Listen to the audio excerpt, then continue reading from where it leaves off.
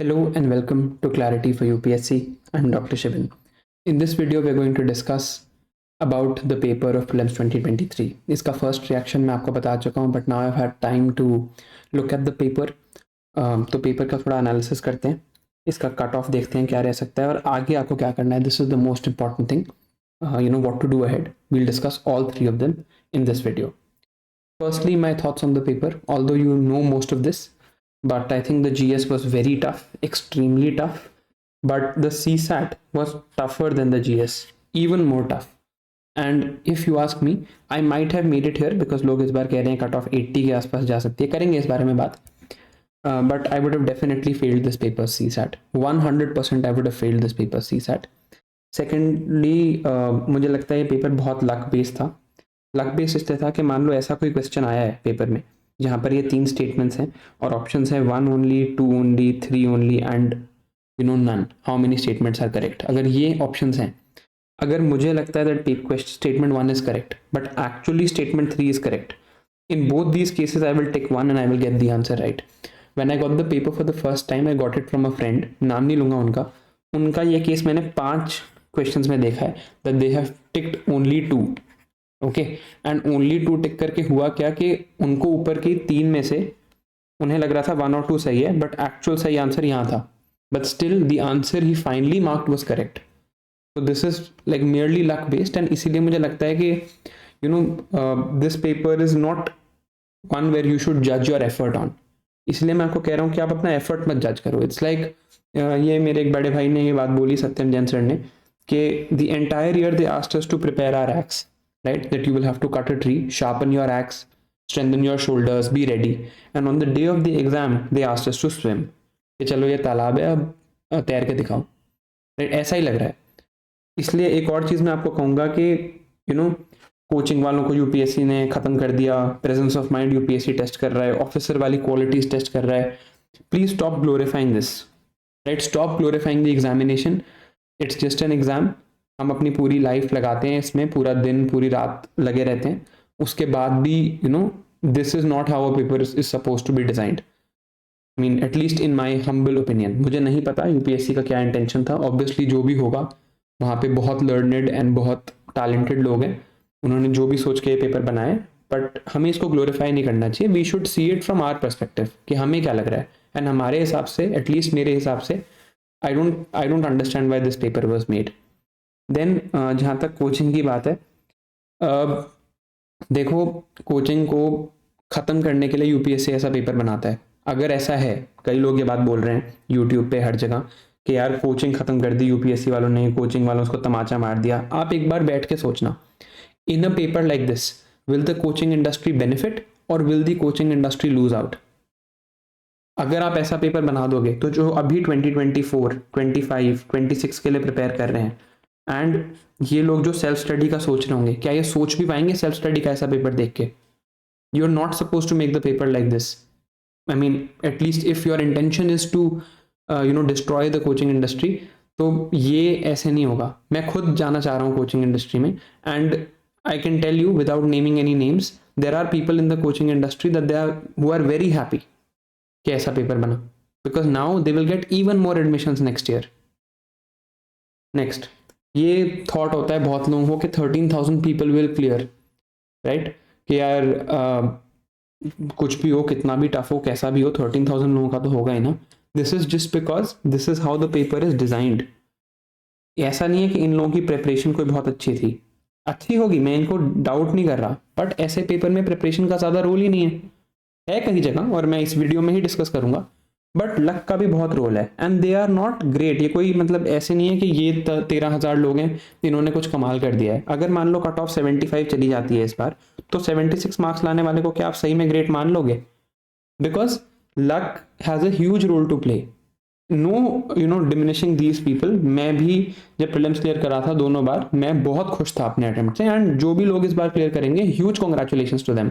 But आप उनको देख के ये मत सोचो that they have done something special.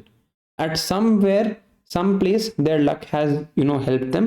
And आप उनसे सच बिठा के पूछ लेना, अगर वो उनके 2 तुक्के गलत हो जाते तो वो शायद बाहर हो जाते हैं. एंड इसमें लक का एक और बहुत इंपॉर्टेंट कंपोनेंट है that they might be from a maths background. if you are an engineer, you have a distinct advantage in this paper, distinct advantage, because आपका CSAT clear होने की likelihood is much more than everybody else who was attempting this paper. तो वो भी एक luck है, right? जब आप इंजीनियर बने होगे, आप यूपीएससी सोच के नहीं बने होगे, राइट? तो लक का रोल है इन 13,000 लोगों के लिए, सबके लिए लक का रोल है. Now the elephant in the room, CSAT. ये है CSAT का यूपीएससी का सिलेबस, ठीक है? यहाँ लिखा है basic numeracy, numbers and their relations, orders of magnitude of class 10 level, data interpretation class 10 level. I don't know about you, but मुझे तो इसका 10% जैसा मैथ्स पूछा है, इसका 10% भी नहीं आता था 10th ग्रेड में, right? So I don't know, may this is written, but I think our preparation needs to be much better than this. क्या करना है आगे, इस बारे में बात करेंगे अभी, but definitely this CSAT paper is huge. And to give you some evidence, this is one of my friend's mark sheet. He has given the interview this year. उनकी 2022 की मार्क शीट इसलिए नहीं है मेरे पास, बिकॉज उन्होंने forest का भी cut off clear किया है लास्ट ईयर, और फॉरेस्ट की भी मार्क शीट आई नहीं है. तो उनकी 2019 की मार्क शीट मैं आपको दिखा रहा हूँ. ये मार्क्स देखो CSAT में, ठीक है? GS के चलो छोड़ दो, उस साल paper was relatively easy, but relatively easy का मतलब ये नहीं है कि ये मार्क्स कम है, ये मार्क्स भी बहुत ज़्यादा हैं, बट ये तो कुछ एक्सेप्शनल ही हैं. एंड ये बंदे हमारे ग्रुप पे बता रहे थे कि CSAT डिफिकल्ट है इस साल, एंड इनके भी जोड़ तोड़ के मुश्किल से 80-90 के बीच में मार्क्स बन रहे हैं CSAT में. तो एक मेरा फ्रेंड IIT गुवाहाटी का, जो he is in the library with me, maths I don't think उससे अच्छा मैथ्स किसी का है, उसके 71 मार्क्स बन रहे हैं. वो सिर्फ मैथ्स करके आया है, वो हर CSAT में सिर्फ मैथ्स ही करके आता है.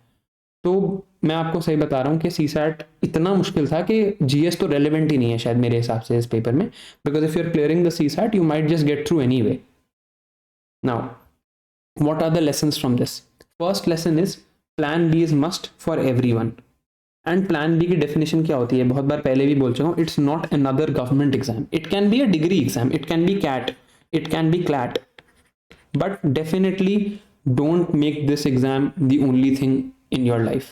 मैंने कुछ प्लान बीज अभी खुद से आइडेंटिफाई किए हैं फॉर यूपीएससी एस्पिरेंट्स. आप ऑफकोर्स कोई फ्रीलांस काम कर सकते हो, and you can go back to your parents stream, but LLB, mass com, MBA और degree from IGNOU and then going for NET JRF. I know that is a government exam, but relatively much easier than this. These could be some options, but I am not an expert in this. So what I'll do is I will get a career counselor on board. एक बंदे से बात चल रही है. If I think they are decent, I will get them on this channel or on the mental health channel, and we'll talk in detail about what a plan B can be for every aspirant who is out there, depending on their situations. I understand बहुत लोगों की अलग situations हैं. किसी का last attempt है, किसी का first attempt है. But कोई भी situation में हो, आप किसी भी situation में, आप plan B के बिना आगे preparation मत करो. Then 2024 के लिए जो prep कर रहे हैं, जिनका वहाँ first attempt होगा, बाकी ये वीडियो मोस्टली उन्हीं लोगों के लिए है. No drastic change except plan B. आपको लग रहा होगा पेपर ऐसा पूछ दिया, आप क्या करना है, 3 घंटे न्यूज़पेपर पढ़ना है, ऐसा नहीं है. पेपर में क्वेश्चंस टफ आए हैं तो सबके लिए टफ आए हैं, एंड इसका मतलब ये नहीं है कि आप बेसिक्स पढ़ना छोड़ दोगे. अभी भी आप बेसिक्स ही पढ़ोगे एंड आपको पढ़ने पढ़ेंगे. तो कोई बहुत ड्रास्टिक चेंज करने की ज़रूरत अभी नहीं है. Wait for some time. जैसे आप प्रिपरेशन कर रहे हो करते रहो. within 2 days you don't need to do any drastic changes. धीरे धीरे देखते हैं. Let's give ourselves some time. ठीक है. Then let me talk about some GS subjects in this paper. Polity, Laxmikant पढ़ते हैं हम सब. हार्डली 5 क्वेश्चन है मेरे हिसाब से जो लक्ष्मीकांत से हो सकते हैं, वो भी अगर आपको बहुत अच्छे से आता हो.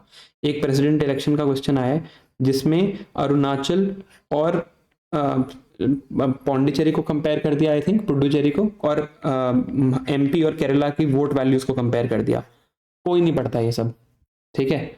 इकोनॉमी में मैं मृणाल सर को पढ़ता हूँ, कई लोग विवेक सिंह सर को फॉलो करते हैं, और भी काफ़ी दिग्गज टीचर हैं मार्केट में. बट हर जगह ही मैं कहूँगा, जैसे मृणाल सर के अबाउट 1200 पेजेस के नोट्स हैं जो मैंने डिटेल में पढ़े हैं. बट इन 1200 पेजेस के नोट्स में I can say for sure कि this was not like Mrinal sir के नोट से, like ऐसा नहीं है कि क्वेश्चंस नहीं है, बट कोई बहुत ज़्यादा भी नहीं है. like they are doable. ठीक है, आपके 4-5 क्वेश्चंस हो सकते हैं, 4-5 और आप गैस करके लगा सकते हो, बट कंसेप्चुअल क्वेश्चन इनकी कोई गलती नहीं है. मृणाल सर बहुत अच्छा पढ़ाते हैं. जो इकोनॉमी में चीज़ें वो नॉर्मली हम पढ़ते हैं, monetary policy, balance of payment, इन सबसे क्वेश्चन ही नहीं आया है. इन्फ्लेशन, इन सबसे क्वेश्चन ही नहीं है. तो क्या गलती है किसी की भी. हिस्ट्री मेरे हिसाब से अनअटेम्प्टेबल है. अनअटेम्प्टेबल मतलब मॉडर्न हिस्ट्री तो है ही नहीं. स्पेक्ट्रम आप छोड़ के भी चले जाते, पूरी बुक 500 पेज की, तो भी कोई फायदा नहीं होता. अनअटेम्प्टेबल है, हार्डली 2 या 3 क्वेश्चन है जो आप कर सकते हो। ज्योग्राफी डुएबल है, definitely it is doable. IR पे मैं कोई कमेंट नहीं कर रहा हूँ क्योंकि मुझे आईआर के ऑलमोस्ट सारे क्वेश्चंस आते थे, because I like IR a lot. तो ये कोई वही बंदा बना सकता है जो आईआर में बहुत ज़्यादा एक्सपर्ट हो। Those people can solve these questions. Expert मैं खुद को नहीं कह रहा हूँ, बट मैंने बहुत पढ़ रखा है यार, simply because of interest. But if you read it like a subject, I think most of it is undoable. Science and tech I will say is doable, environment I will say again is tough. ये subjects मैंने भी पढ़ाए हैं और मैं अभी अपनी accountability और अपने कोर्स के बारे में भी डिटेल में बात करूंगा। ओके, पहले एक बात कर लेते हैं आंसर की इसकी, कि आपने आंसर की कैसे चेक करनी है। ये मेरा 2022 का अटेम्प्ट का समरी है। एड सारथी, next IAS, Unacademy, insights IAS, Shankar IAS, कप्तान जैक स्पैरो की आंसर की और विजन। मैंने ये सारी आंसर की इससे अपना स्कोर चेक किया, फिर इनको एक्सेल में डाल के इनकी समरी ले ली।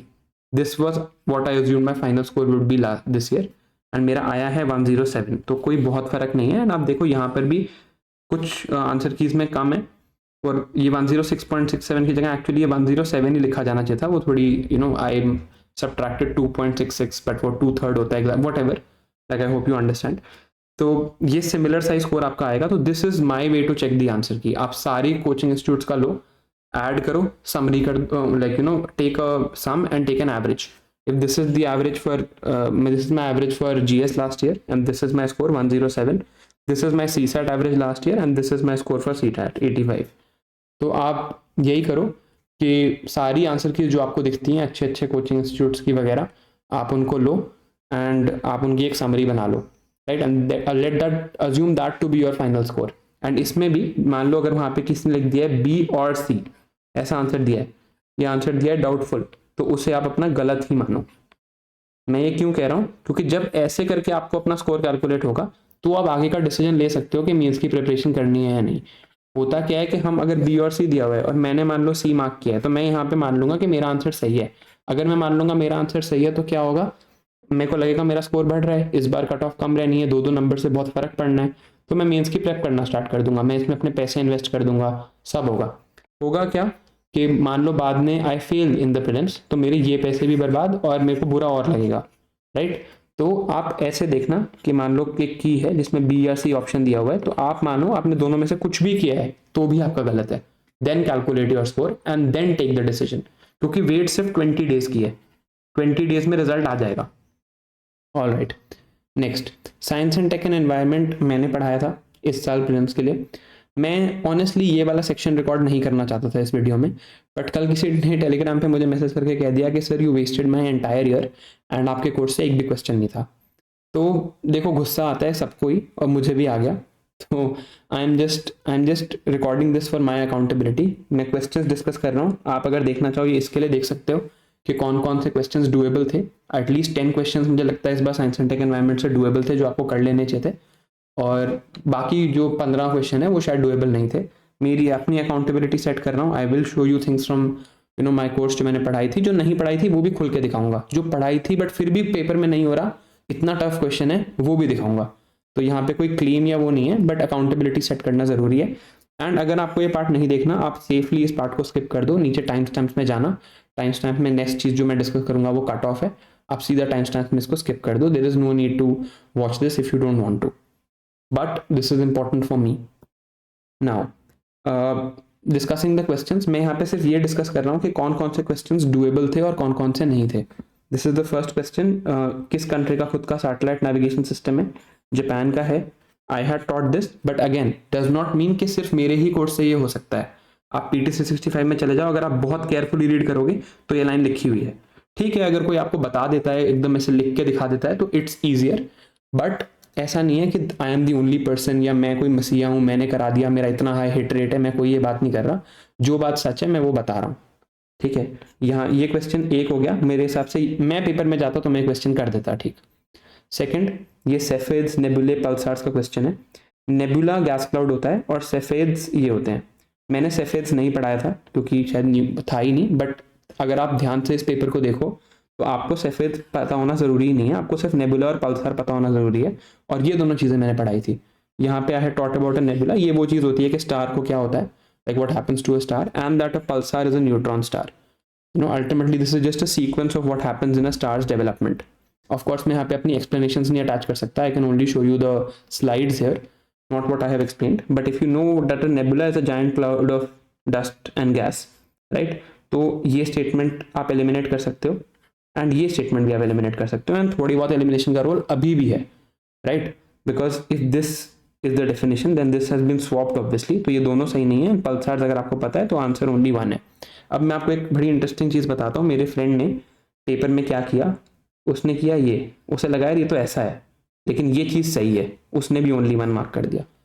अब देख लो उसके 2 नंबर बढ़ गए। इसलिए मैं कह रहा हूँ लक का बहुत रोल है। पढ़ा रखी है मैंने ये तीनों चीज, जो मैंने पढ़ा है उससे आराम से क्वेश्चन हो सकता है, but still I would say this is very luck based, and कोई यहाँ पे ये क्लेम नहीं हो रहा है कि मेरे से ही हो सकता है, ये कॉमन नॉलेज है, लोगों को आती होती है। Then ballistic and cruise missiles पे क्वेश्चन था, एक्सपेक्टेड था इस year, they were in the news. Ballistic missiles are unpowered and unguided after initial power by rocket, and cruise missile is fully powered in flight। ठीक है, ये चीज़ है, और यही चीज़ यहाँ पे पूछी है कि बैलिस्टिक मिसाइल जेट प्रोपेल्ड है, उल्टा कर दिया एक्चुअली स्टेटमेंट को, बैलिस्टिक और क्रूज की डेफिनेशन उल्टी कर दी है।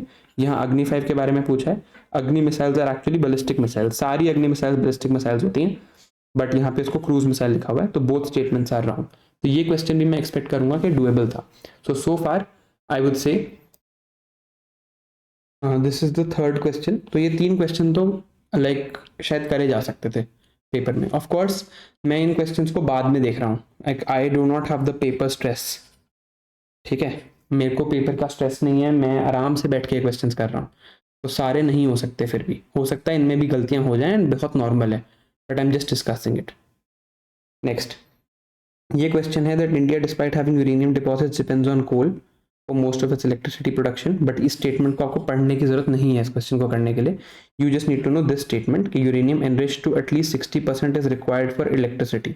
अगर आप ये गलत कर देते हो तो आंसर आ जाता है, एंड ये चीज़ एक कॉमन फैक्ट है। मैंने भी पढ़ाए थे यूरेनियम एनरिचमेंट के बारे में कि 2.5 to 3.5% चाहिए लाइट वाटर रिएक्टर में, 90% चाहिए वेपन्स के लिए, 15-30% चाहिए फास्ट स्पीड रिएक्टर के लिए। तो इससे ये चीज़ हो सकती है, बट अगेन ऐसा कुछ नहीं है जो सिर्फ मैंने पढ़ा है, दिस कॉमन इन्फॉर्मेशन। अगर आप ढंग से एनरिचमेंट पढ़ोगे तो you will be able to solve this. So this is the fourth question I think which was doable. ये काम मैं सिर्फ हिस्टीरिया कम करने के लिए कर रहा हूँ।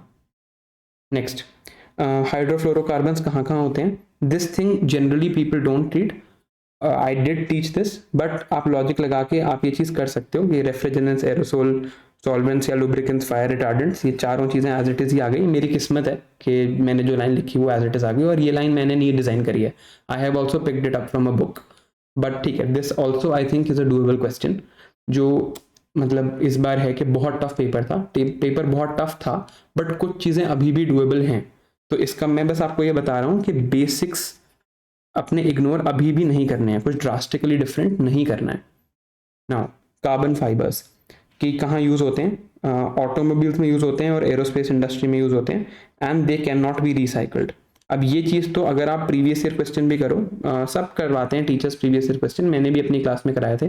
कार्बन नैनो ट्यूब्स पे 2020 में क्वेश्चन आया था, इसमें लिखा था they are biodegradable, and statement को करेक्ट माना था because they can be also recycled. I mean थोड़ा सा कंजेक्चरल है, मैं ये नहीं कह रहा कि बिल्कुल इससे डायरेक्टली आपको आंसर मिल रहा है, चांस है कि आप आंसर निकाल लो, बट ये स्टेटमेंट देख के does sound wrong. If you have done this question, बहुत लाइकली है कि आप इस स्टेटमेंट को गलत कर दोगे और आपके आंसर पे पहुंच जाओगे।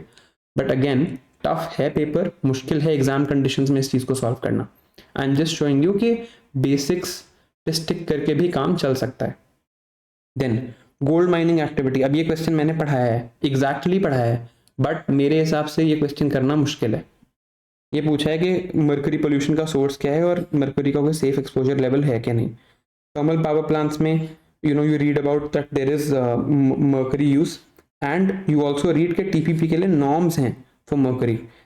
जो हम सफर सिस्टम पढ़ते हैं उसमें भी मर्करी इज अ पोल्यूटेंट, तो obviously there would be some level जिस पे नॉर्म बन रही है। अगर बिल्कुल नॉर्म ही नहीं, अगर देयर वाज नो लेवल, तो ये नॉर्म्स या ये सफर सिस्टम ये सब नहीं बनता, राइट।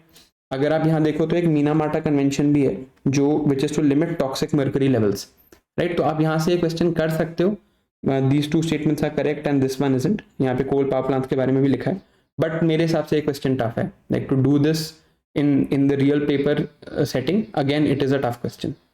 नाउ ये क्वेश्चंस में से आई वुड एक्सपेक्ट कि 2 में से एक आप कर लोगे। ये ग्रीन हाइड्रोजन है, ग्रीन हाइड्रोजन मैंने काफ़ी डिटेल में पढ़ाया था, ग्रीन हाइड्रोजन फ्यूल सेल में यूज़ होता है, इसे कंबशन में यूज़ करते हैं। ये भी बताया था कि hydrogen and oxygen when they are combusted तो वाटर बनता है, that is why it's the clean fuel. तो ये क्वेश्चन तो I think can be done. इसमें एक प्रीवियस ईयर क्वेश्चन का बहुत रोल है। यहाँ देखो ये स्टेटमेंट है कि it can be blended with natural gas. मुझे नहीं पता होती है अगर मैं प्रीवियस ईयर क्वेश्चन नहीं कराता। ये 2019 का प्रीवियस ईयर क्वेश्चन है, hydrogen and natural gas blend से क्या होता है। तो ये वही चीज़ दोबारा पूछ लिया। तो अभी भी PYQ का रोल है, अभी भी बेसिक कॉन्सेप्ट्स का रोल है, अभी भी फ्यूल सेल, ये जो हाइड्रोजन फ्यूल सेल के बारे में यहाँ पे बात की हुई है, अभी भी इन चीज़ों का रोल है पेपर में। ठीक है, ये क्वेश्चन आप टेक्निकली कर सकते हो एलिमिनेशन से या लॉजिकल गेसिंग से कि फ्यूचरिस्टिक टेक्नोलॉजी है, बट मैं नहीं मानता कि मुझे ये सब पेपर में याद रहेगा। मैंने ये चीज़ पढ़ाई है, बट राइटिंग के मैंने ये 3 चीज़ें लिखी हैं, बट मैंने और भी बहुत चीज़ें लिखी हैं ग्रीन हाइड्रोजन के बारे में। आपको ये तीनों याद रह जाएंगी, मेरे हिसाब से ये पॉसिबल नहीं है, मुश्किल चीज़ है ये। देन ये क्वेश्चन टफ है, but again it's a geography environment hybrid कि वाटर वेपर और अर्थ एटमॉस्फेयर और हीट बजट। अब यहाँ पे ये वाला स्टेटमेंट सही है कि इंफ्रारेड रेडिएशन जो है वो water vapour it not only absorbs the long wave terrestrial infrared radiation but also short wave, तो वो दोनों अब्जॉर्ब करता है।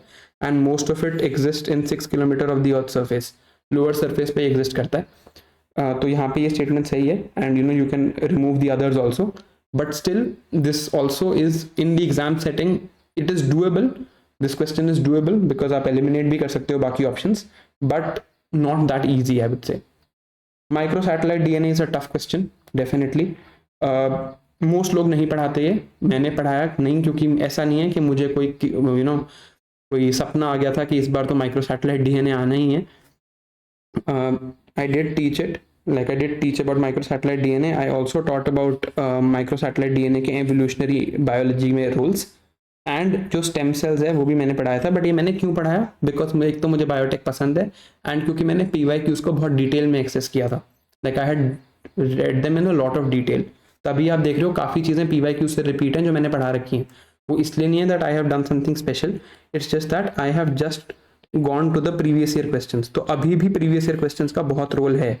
अगर आप प्रीवियस ईयर क्वेश्चन ढंग से करोगे तो आप माइक्रो सैटेलाइट DNA पढ़ लेते एंड आपको ये आंसर पता चल जाता है। And it's not that only I or it is only my course और ये कर लो तो हो जाएगा। I will never say such things, I am just telling you कि पढ़ना कैसे होता है। प्रीवियस ईयर क्वेश्चंस को अभी भी मत छोड़ना, no drastic changes are required. Then ये क्वेश्चन है water development report and India ground water extract करता है कितना। देखो यहाँ पे if you read drinking water लिखा है, पॉज करके क्वेश्चन पढ़ सकते हो, दैट इंडिया बेसिकली कह रहा है कि इंडिया अपना ग्राउंड वाटर एक्सट्रैक्ट करता है for drinking water, right, and because of drinking water they are taking so much ground water out. But ऐसा नहीं है, इस पे एक प्रीवियस ईयर क्वेश्चन भी है, एग्जैक्टली 2020 का है। India has largest area under ground water irrigation. India जो ग्राउंड वाटर इरीगेशन करता है, इंडिया की इरीगेशन वो मोस्टली ग्राउंड वाटर बेस्ड है, राइट।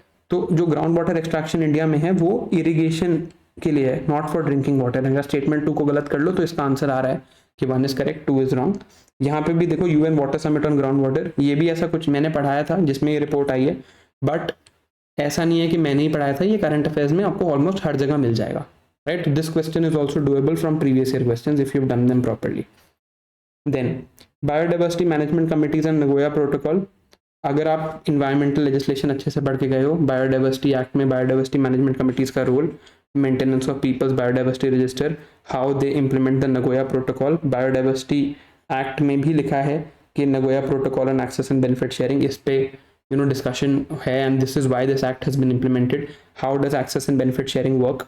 थोड़ा सा टफ क्वेश्चन है बट करा जा सकता है ये पेपर में, अगर if you have read environment in detail. Then अब ये क्वेश्चन कहने को मैं क्लेम कर सकता हूँ, मैं देखो इसमें बहुत टफ क्वेश्चन है, इनमें से कौन से नॉक्टर्नल हैं। मैंने ये तीनों स्पीशीज पढ़ाए थे। मालाबार सिवेट देखो नॉक्टर्नल है, मेरे स्लाइड्स में लिखा है। सांबर डियर नॉक्टर्नल है, मेरी स्लाइड्स में लिखा है। लायन टेल मैकैक तीसरा भी मेरी स्लाइड्स में है, यहाँ पे नहीं लिखा कि नॉक्टर्नल है, आंसर ओनली 2 है। तो मैं तो एनवायरनमेंट का बेस्ट टीचर हूँ वर्ल्ड में, बट ऐसा नहीं है भाई, मेरे को खुद ही याद नहीं है, ये मैंने पढ़ाया था बट मुझे ही याद नहीं रहता है पेपर में। This question is not solvable, आप किस्मत से कराओ तो कराओ। एंड वही मैं बता रहा हूँ, मेरा वही फ्रेंड जिसने मेरे को पेपर सेंड किया है, उसने भी मेरे से एनवायरनमेंट पढ़ा था, उसने मालाबार सिवेट मार्क किया, लायन टेल मैकैक मार्क कर दिया और आंसर कर दिया ओनली 2। उसे नहीं आता सांबर डियर, गलत करके भी उसका लेकिन आंसर सही आ गया। ये है प्रॉब्लम इस पेपर की। देन कम्युनिटी रिजर्व, अब ये क्वेश्चन में थोड़ा डाउट है, I had taught about community reserve but जो मैंने पढ़ा है उससे ये क्वेश्चन का आंसर नहीं आ रहा। ये क्वेश्चन टफ है, despite teaching community reserves in detail in 2 separate slides, I don't think इससे, क्योंकि ये बहुत ही डिटेल में पूछ लिया है यहाँ पे। If you think about this, people of such area are allowed traditional agricultural practices, ये स्टेटमेंट बहुत कॉन्ट्रोवर्शियल है, बिकॉज अगर आप इसे सोच लो कि इसमें शिफ्टिंग कल्टिवेशन इंक्लूडेड है तो वो तो नहीं अलाउड होती कम्युनिटी रिजर्व में, तो it could be any of this. तो इस क्वेश्चन में आपने कुछ भी मार्क किया हो आप गलत ही करो, ठीक है। और ये भी एक इसमें वो है कि chief wild life warden, sorry it could be any of this, only 2 और ओनली 3, ये चीज़ है कि कम्युनिटी रिजर्व में protection with the help of community होती है, तो ये क्वेश्चन काफ़ी डाउटफुल है वैसे भी, तो इसको हम वैसे हटा देते हैं और ये कट ऑफ में काउंट भी नहीं होना। नाउ ये question is a perfect example of why this was a extremely tough paper. यहाँ पे carbon capture, utilization, storage, sequestration उसकी बात हुई है। I had talked about this in detail. Carbon capture में आप कोल्ड स्टीम्स में डालते हो उसको, ये भी बताया है। ये भी बताया है कि ओशन एसिडिफिकेशन होती है, वो रिजर्वोयर ऑफ CO2 है, बट जब ओशन केमिस्ट्री चेंज हो जाती है तो वो और CO2 नहीं ले सकता है, तो उल्टा pH ऑफ ओशन डिक्रीज होता है तो एसिडिफिकेशन होती है, तो ओशंस को अल्कलाइन करके हम CO2 का रिजर्वोयर दोबारा बना सकते हैं। बट अगेन ये जो फर्स्ट स्टेटमेंट है ये पता करे बिना आप इसका आंसर पे नहीं पहुंच सकते, एंड मुझे अभी तक इसका आंसर नहीं पता क्योंकि मैं 3 रिसर्च पेपर देख चुका हूँ जिनमें कन्फ्लिक्टिंग न्यूज़ है। तो अब मैंने पढ़ाया भी है बट क्या फ़ायदा, क्वेश्चन ही ऐसा है। अब किस्मत है आपकी, आपको हो सकता है 2 स्टेटमेंट आती हूँ, आप ऑल 3 या ओनली 2 में से कुछ कराओ, जो आप कराओ वो आप कराओ, राइट। तो यहाँ पे इस पेपर में अभी तक जितने क्वेश्चन मैंने डिस्कस किए हैं, मे बी अभी चलो मैं आगे आपको पूरा डिटेल्ड एनालिसिस बताता हूँ। ये देखो, ये है एरियल मेटाजेनोमिक्स। अब ये वर्ड ब्रेकडाउन है, if you were my student you would know what this technique is, इससे बहुत फायदा होता है पेपर में। If you just know that genomics is actually connected to DNA, तो आप इसका आंसर निकाल सकते हो। एरियल मेटाजेनोमिक्स मैंने नहीं पढ़ा है, ना मुझे कहीं मिला करंट अफेयर्स में, but if you know that genome is connected to DNA, gene और जीनोम में फ़र्क क्या होता है, genetic makeup is to calculate the genes but collecting DNA would be calculated with genomics, तो आप ये क्वेश्चन कर सकते हो, बट एग्जाम हॉल में आपका इतना दिमाग चलना कम लाइकली है, तो मैं कोई क्लेम इस पर भी नहीं कर रहा हूँ बिकॉज ये है ही इतना tough question. Then Indian squirrel, मैंने इंडियन जायंट स्क्विरल पढ़ाया था, ये पढ़ के भी इसका आंसर नहीं निकल रहा, ठीक है, क्योंकि बहुत डिटेल में क्वेश्चन है और इतना डिटेल में आप हर स्पीशीज को नहीं कर सकते, कौन सी को पढ़ोगे कौन से को नहीं पढ़ोगे, it's not possible to understand. Then carbon markets, अब ये देखो, I had taught carbon markets here in the Kyoto Protocol and in Article 6 of Paris Agreement and how carbon markets work. I took 30 minutes to explain carbon markets, but still ये जो second statement है ये इतनी वेग है, इसका मतलब अगर मैं कार्बन टैक्स को मान लूँ कार्बन मार्केट्स का पार्ट तो ये स्टेटमेंट सही है, अगर मैं कार्बन टैक्स मार्केट में सिर्फ कार्बन ट्रेडिंग मानूँ तो ये स्टेटमेंट गलत है, तो ये है ही बहुत डाउटफुल, तो इसमें आप कुछ नहीं कर सकते, पढ़ाने के बाद भी ये नहीं हो रहा, तो there will be some questions like this from now on. तो ये हमारे लिए एक लेसन है कि अब हमें और डिटेल में पढ़ना है। तो मुझे ये समझ आया कि प्रीलिम्स की जो प्रेप है, ये चीज़ मैं अपने बारे में भी कहूँगा, मुझे लगता था कि हो सकती है 4-5 महीने में, अगर आप मेंस के लिए तैयार हो तो 4-5 मंथ्स में हो सकती है, but they have change that now, and आज से पहले हो भी जाती थी बट अब ऐसा नहीं है। अब आई थिंक जो ये आइडिया है कि like this subject I was teaching in 15 days में साइंस एंड टेक, 15 डेज में एनवायरनमेंट, आई थिंक अब पॉसिबल ही नहीं है, ये सिस्टम ही हटाना पड़ेगा। ये इसके बहुत रीजन हैं 15 डेज में पढ़ाने के लिए, because my interview was on 10th मार्च, मेरा मन था पढ़ाने का एंड उस टाइम पे रिक्वायरमेंट भी थी एंड क्वेश्चन भी आए हैं as you can see, but again I would say कि अब ये सिस्टम शायद चेंज करना पड़ेगा because things have become very very difficult now. Then ये कुछ 2 क्वेश्चन हैं, some micro organisms can grow here, some micro organisms can grow here, some micro, ये तीनों ही स्टेटमेंट करेक्ट हैं एंड ना इस पर कोई क्लेम बनता है ना कुछ है, ये लॉजिक का क्वेश्चन है कि एक ना एक तो होता ही होगा, तो here this question can be solved and इसमें कोई ज़्यादा सोचने की भी बात नहीं है, right. This question nobody can claim, nobody should say, I think ये सब सही करके आए होंगे। Similar here, some mushrooms have this, some mushrooms have this, ये भी इसका आंसर ऑल 4 होना चाहिए मेरे हिसाब से, and again these are logic based questions.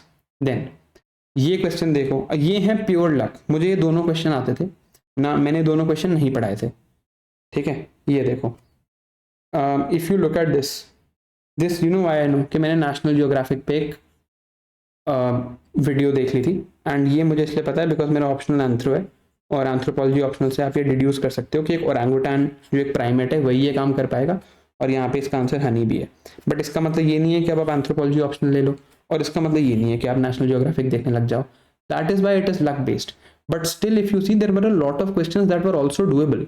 अगर इस पेपर में कट ऑफ की 80 की बात हो रही है तो सब उसी बोट में है, बेसिक से काम चल जाएगा, इसलिए कोई ड्रास्टिक चेंज हमें करने की जरूरत नहीं है। एक ही ड्रास्टिक चेंज करने की जरूरत है कि प्लान बी हम ले लें। देन ये है एक्सेलरोमीटर, इन सब में किस पे चाहिए होता है, मैं पढ़ाता हूँ साइंस एंड टेक, मैंने डिटेल में पढ़ाया साइंस एंड टेक, मैं ही गलत कर देता है इस क्वेश्चन को, क्योंकि मुझे नहीं पता था कि फ़ोन के टिल्ट में एक्सेलरोमीटर होता है, ना मैंने ये चीज़ पढ़ाई है, मुझे लगा जायरोस्कोप यूज़ होता है, बट जब रिसर्च करा तो पता चला कि होता है, और कहीं रिसर्च करके पता चल रहा है कि शायद इसमें नहीं होता accelerometer use, it is an accelerometer like sensor. इस क्वेश्चन में कोई कुछ नहीं कर सकता, राइट, बट आप ऐसे क्वेश्चन बना दोगे तो जो सेल्फ स्टडी कर रहे हैं उनकी वैसी their spirit will be broken. तो अगर आप सेल्फ स्टडी कर रहे हो आप कर सकते हो, ऐसे क्वेश्चन से कट ऑफ डिसाइड नहीं होती। देन ये मैंने नहीं पढ़ाया था, ना ही मैंने ये पढ़ाया था, ये 2020 का करंट अफेयर्स है, अगर कोई 2020 से प्रेप कर रहा है तो उसको आता होगा, राइट। ऑनेस्टली बताऊं तो मुझे भी आता है, बिकॉज मैंने 2021 में पहला अटेम्प्ट दिया था, तो तब मैंने 2020 के करंट अफेयर्स पढ़े थे, बट मुझे नहीं लगा था कि ये पढ़ाना लॉजिकल है इस टाइम पे, कि 2 साल पहले के करंट अफेयर्स भी मैं पढ़ाता रहूँ, क्योंकि फिर कोई लिमिट ही नहीं बचती है। And then invasive species specialist group, मेरे हिसाब से तो ये किसी को नहीं आता होगा, कोई लॉजिक लगा ले तो लगा ले इसमें, अब बाद में आंसर देखने के बाद कि IUCN का है शायद, जितना मुझे याद आ रहा है, तो IUCN का है, आप इसका लॉजिक लगा के बता दो कि देखो इसमें तो ओनली दिस, यही लॉजिकल बनता है क्योंकि स्पीशीज की बात तो IUCN ही करता है। ये सब फालतू की बातें, मैंने मेरे सारे ना नोट्स डिजिटली गुड नोट्स में स्टोर्ड है, मैंने वहाँ पे ये चीज़ टर्म सर्च करके देखी, आज तक तो ये टर्म आई नहीं है करंट अफेयर्स में जो मैंने पढ़ा है, तो इसको आप छोड़ सकते हो। तो ओवरऑल अगर मैं बात करूँ अभी यहाँ पे, अभी जो क्वेश्चन डिस्कस हुए हैं वो 26 क्वेश्चन हैं। अगर मैं ऑनेस्टली अपना रिव्यू करूं और मैं देखूं कि मैं अगर पेपर में जाता तो शायद मैं 26 में से 13 कर लेता, दैट्स इट, बाकी मैं छोड़ देता। एंड हाँ 13 में उस हिसाब से बता रहा हूँ कि लॉजिक वाले और वो भी, अगर आप इसमें waggle dance of wiggle dance of but वो क्या होता है वो बीज एंड ओरंगुटान को अगर आप इंक्लूड कर लो तो हाँ ठीक है, मे बी ये नंबर 15 तक चला जाता, बट इससे ज़्यादा नहीं हो सकते, बिकॉज पेपर है ही ऐसा, और हो सकता है इसमें कुछ गलत भी होंगे, और ये मैं तब बोल रहा हूँ जब मैं एग्जाम स्ट्रेस में नहीं हूँ। तो पढ़ाया हुआ है मैंने, दैट डज नॉट मीन कि आप कर लोगे, पेपर टफ था, and the only lesson we have to take other than plan B is that किसी भी सब्जेक्ट को पढ़ने का टाइम थोड़ा बढ़ाएंगे, 15-20 डेज में सब्जेक्ट्स कवर नहीं होंगे अब, और ये हर सब्जेक्ट के साथ ट्रू है, for every subject this is true. तो अगर हमें अब ये पेपर देना है, हमें और डिटेल अपनी पढ़ाई की बढ़ानी है। I remember during the course people did criticise me a lot of times कि यार बहुत ज़्यादा पढ़ा रहे हो, राइट। अब वही लोग आके कह रहे हैं कि सर DNA आपने इतना ज़्यादा पढ़ा दिया बट उससे क्वेश्चन नहीं आया, राइट। बात वही होती है कि आप shortcuts are probably the only thing that have been eliminated in this paper. आप देखो इस पेपर में भी एलिमिनेशन का फिर भी थोड़ा बहुत रोल है, but shortcuts are now out, right. जो क्रैश कोर्सेज हैं so to speak, I think they are truly eliminated from the UPSC market now. Alright, अब कट ऑफ की बात करते हैं। ये एक टेलीग्राम चैनल है हार्ड वर्किंग ह्यूमंस टीम, आप प्लीज़ इसको चेकआउट करना, उन्होंने ये चीज़ अपनी पोस्ट करी थी टेलीग्राम चैनल पे, ठीक है। ये उनका एस्टिमेशन है, बट ये एस्टिमेशन सिर्फ GS के बेसिस पे है, और लास्ट ईयर इनका एस्टिमेट ऑलमोस्ट सही था, इन्होंने शायद 89 प्रेडिक्ट किया था और 88 कट ऑफ आया, तो दे were almost right.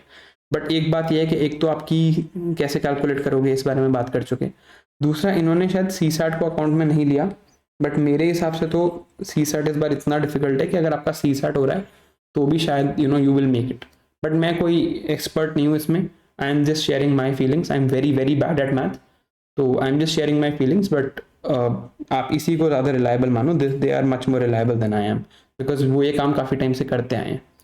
Now what do you do now, you have cleared CSAT and your GS is 80 ± 5, I would say कि 20 डेज हैं, 20 डेज में रिजल्ट आ जाएगा, तो आपको मेंस में क्या करना चाहिए, should you go for coaching.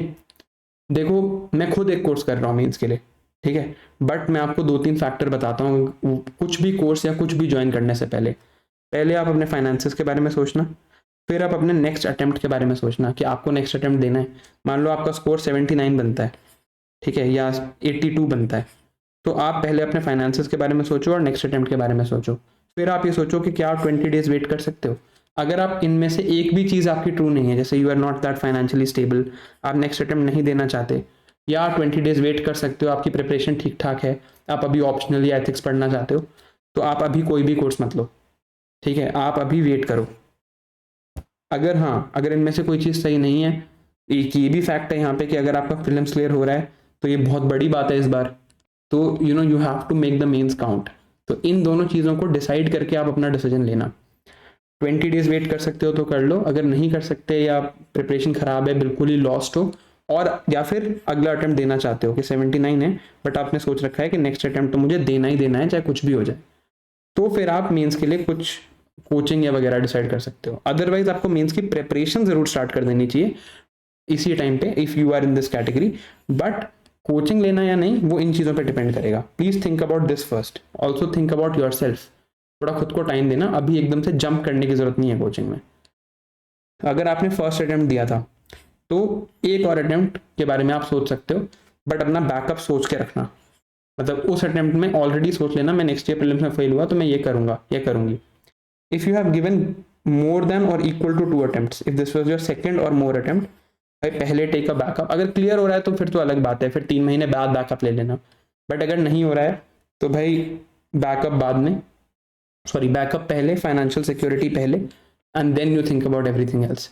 एक बात और मैं आपको मेंस के बारे में बताना चाहता हूँ जो थोड़ी सी क्रूअल तो है बट फैक्ट है कि मेंस में जैसे मैं आपको कह रहा हूँ वेट कर लो, तो आई डोंट वांट कि आप बाद में मुझे ब्लेम करो। Mains is one of the toughest exams in the world. इस बार जिस बंदे के 959 मार्क्स हैं they are out of the list, ठीक है, और 999 मार्क्स वाला is in the top 100, top 100 भी नहीं, मतलब आई थिंक 80 रैंक है 999 मार्क्स पे, और 959 पे आपकी कोई रैंक ही नहीं है। तो ये देखो पूरे मेंस और इंटरव्यू, सॉरी पूरा मेंस और इंटरव्यू मिला के the entire thing comes down to 40 marks. तो मेंस एक्चुअली क्या है कि मेंस में हर दिन हर मिनट का एफर्ट काउंट करता है। तो अब आप इन फैक्टर्स को देख के, ये भी एक बहुत बड़ा फैक्टर है और ये भी एक बहुत बड़ा फैक्टर है, इन सबको देख के आप डिसाइड करना कि आपने कोचिंग लेनी है या नहीं, बट प्रिपरेशन आप जरूर स्टार्ट कर देना अगर आपका इस बार चांस है क्लियर होने का, क्योंकि 20 डेज प्रिपेयर करने से आपका कुछ नहीं होगा। 20 डेज प्रिपेयर करके you will not be harm. 20 दिन बाद आप बैकअप के बारे में सोच सकते हो in case you don't make it. दुख आपको तभी होगा कि आपने 20 दिन में पैसे भर दिए यहाँ टेस्ट सीरीज के, यहाँ वहाँ हर चीज़ के, और फिर आपका नहीं हुआ clear prelims, but preparation please start कर देना। इन दी एंड एक रिक्वेस्ट है आपसे, फोकस रिवॉर्ड मान लो, कुछ भी मान लो, दैट स्टे काइंड, ठीक है, सबके लिए मुश्किल था, everybody is trying to deal with this, I am trying to help as much as I can, but किसी को भी कोई ऐसी फालतू की बात लिख के, मेरा बिल्कुल मन नहीं था कि मैं इस वीडियो में अपने कोर्स के बारे में बात करूं, मुझे ये चीज़ें पसंद भी नहीं है, बट इतना ज़्यादा हो गया कल टेलीग्राम पे कि मुझे बोलना ही पड़ा, राइट। अब मैं क्लेम कर सकता हूँ कि 14 क्वेश्चन मेरे कोर्स से हैं ऐसे पेपर में, बट मैं नहीं करूँगा क्योंकि मुझे पता है पेपर सेटिंग में ऐसी चीज़ें नहीं हो पाती। सबके लिए मुश्किल है, ठीक है, आपके लिए मुश्किल है, आई नो आपको, आप फ्रस्ट्रेटेड हो, you are finding some place जहाँ पर अपना ब्लेम डाल सको, but think about everybody around you also, everybody is suffering, and इसी से हमें इमर्ज करना है as a collective community, right. Thank you for watching and I will see you in the next one. हम थोड़ी mains की बात करेंगे इसके बाद। Alright, bye bye.